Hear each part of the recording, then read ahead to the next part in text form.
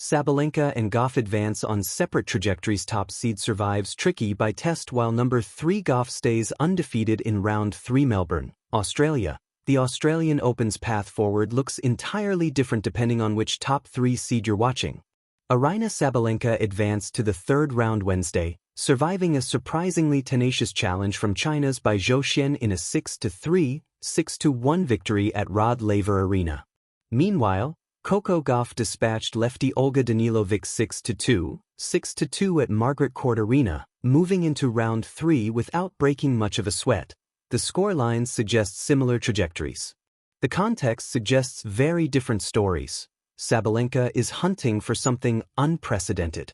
The Belarusian has won the Australian Open the past 2 years, 2023 and 2024. She was the runner-up last year to Madison Keys. She's accumulated 5 Grand Slam titles across her career, with 2 additional trophies from the US Open.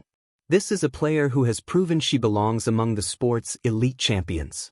At 26, at the peak of her powers, she's looking at this Australian Open as just another opportunity to add to her legacy at a venue where she's proven dominance.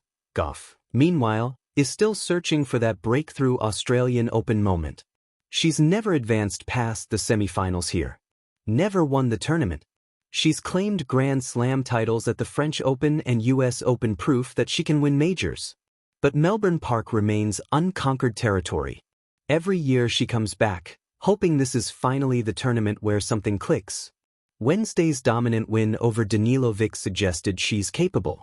Whether she's capable enough to actually claim the title is a different question entirely.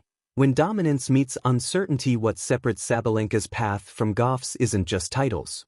It's the weight of expectation. Sabalenka arrives as the defending champion. She's won here recently. She's proven she can navigate Melbourne Park's specific conditions and challenges.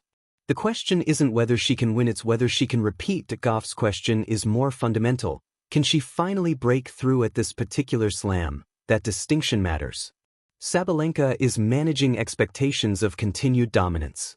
Gauff is trying to transcend her Australian Open ceiling. Both advanced Wednesday. Both earned their way into round 3.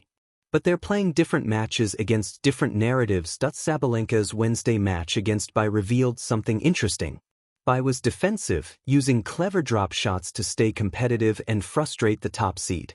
She needed 7 set points just to claim the first set, a sign that raw power alone wasn't going to bulldoze through the match. In the second set, leading 4-0, she finally overpowered the significantly smaller Bai and cruised to victory. What was notable was what Sabalenka tried along the way. Serve and volley. Diversification of her game. An attempt to adjust her typical power-based approach when that approach wasn't automatically winning points. That adaptability matters when opponents bring specific tactical schemes designed to neutralize her strength. Gauff's match was more straightforward. Danilovic offered baseline competence but couldn't generate the kind of pressure needed to trouble a player firing on all cylinders. Gauff's dominant scoreline reflected her superiority in the matchup. The question is what happens when she faces someone who won't go quietly. The seeding advantage: both players benefit from seeding that reflects their ranking. Sabalenka at number 1. Gauff at number 3. Sabalenka has the draw advantage of being top seed. Gauff has the advantage of being among the favorites. But favorites don't automatically become champions. Gauff's history at Melbourne Park suggests she's closer to favorite than champion. For Sabalenka, Wednesday's match served as a reminder that dominance isn't automatic. Bai's defensive tactics, her clever play, her refusal to simply accept defeat, these are the kinds of obstacles that accumulate through a tournament. By the time you reach later rounds, you've faced dozens of these tactical adjustments. The ones who manage them best typically end up holding the trophy. Gauff will face her own obstacles. The question is whether she has the experience and tactical flexibility to overcome them at a venue that has consistently eluded her. Wednesday's matches moved both forward. What happens next will determine whether advancement translates to achievement. 2 roads, 1 court. Sabalenka and Gauff on separate trajectories. The tennis court is a rectangle of symmetry, a place where lines are fixed and outcomes appear binary. Yet the lives that cross it are anything but symmetrical. Aryna Sabalenka and Coco Gauff, Two figures often framed as rivals by rankings and headlines are in fact traveling along different trajectories, shaped by age, temperament, expectation, and the quiet weight of history. Their paths intersect under stadium lights, but the directions they move afterward tell distinct stories about power, growth, and what it means to arrive. Sabalenka's tennis feels like a thunderstorm that knows it will be heard. Each strike of the ball carries the sound of inevitability, a declaration rather than a question. She does not so much construct points as impose them. Watching her advance through a tournament is like watching a force of nature remember its own strength.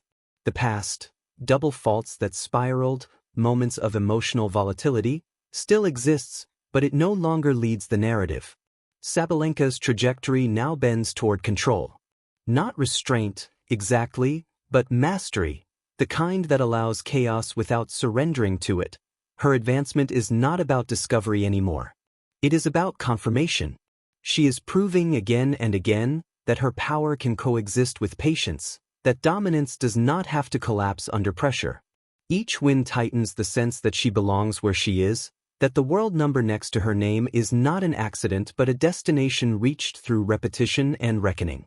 Sabalenka advances forward with the gravity of someone carrying the present tense. Now, now, now, each match a reaffirmation of authority. Gauff, by contrast, advances with the future folded into her stride. There is a lightness to her movement that suggests possibility rather than conclusion. Her tennis is elastic, responsive, shaped by anticipation. Where Sabalenka finishes points, Gauff extends them, stretches rallies into conversations, listening for weakness rather than demanding submission. Her advancement feels less like a rival and more like